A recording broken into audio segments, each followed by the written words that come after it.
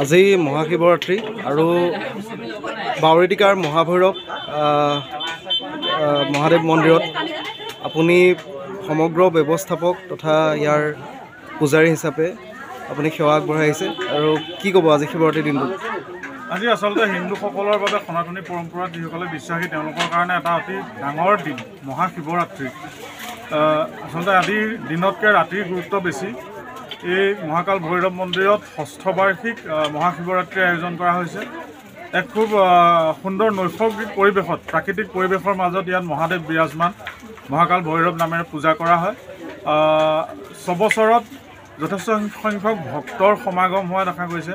প্ৰতি বছৰে ইয়াত ভক্তৰ সংখ্যা বাঢ়ি গৈছে, যিহেতু ইয়ালৈ আহিলে এজন ভক্তই অকণমান সেৱা কৰিবলৈ এটা সুবিধা পায়, চাকি গছি জ্বলাই অকণমান সময়ৰ কাৰণে আৰাধ্য দেৱতাজনক ভাবিবলৈ সুবিধা পায়।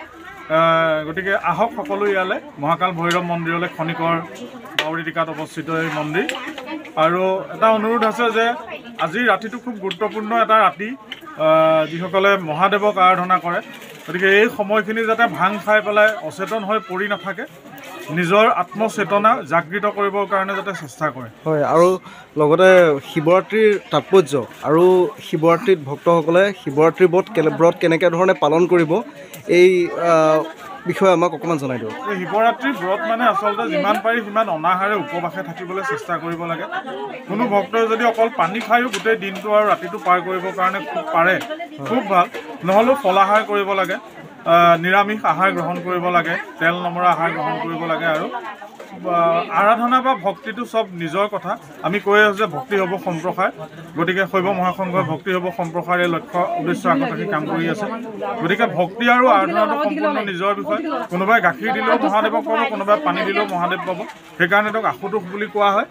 আৰু যি ধৰণে যোনেই যেনেকৈ ভক্তি কৰি গৈছে তেনেকৈ খালি নিৰন্ন অনাহাৰে যিমান পাৰে সিমান উপবাস কৰি পেলাই মহাদেৱক আৰাধনা কৰিব। হয়, আৰু ইয়াত ভক্তসকলৰ বাবে আপোনালোকে কেনেকুৱা ধৰণৰ ব্যৱস্থাপনা কৰিছে? ভক্তসকলৰ ৰাতিপুৱাৰ পৰা ভক্তৰ অগণন ভিৰ আপোনালোকে দেখিছেই।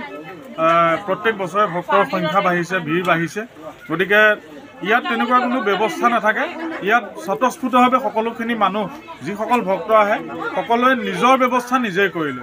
কাৰণ ইয়াত তেনেকুৱা পৰিৱেশটো তেনেকুৱা যে এটা সম্পূৰ্ণৰূপে নেচাৰেল। ইয়াত কাকো একো ক'ব লগা নহয়। ভক্ত আহে, তেওঁলোকে নিজ ইচ্ছামতে স্বয়ংক্ৰিয়ভাৱে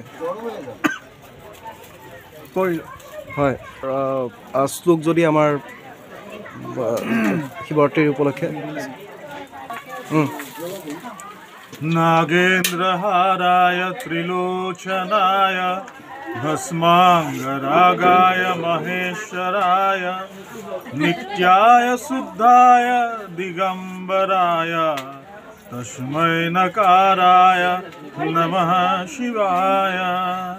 যিকোনো খবৰৰ বাবে যোগাযোগ কৰক 7099017330 লগতে 7099017110 নম্বৰত।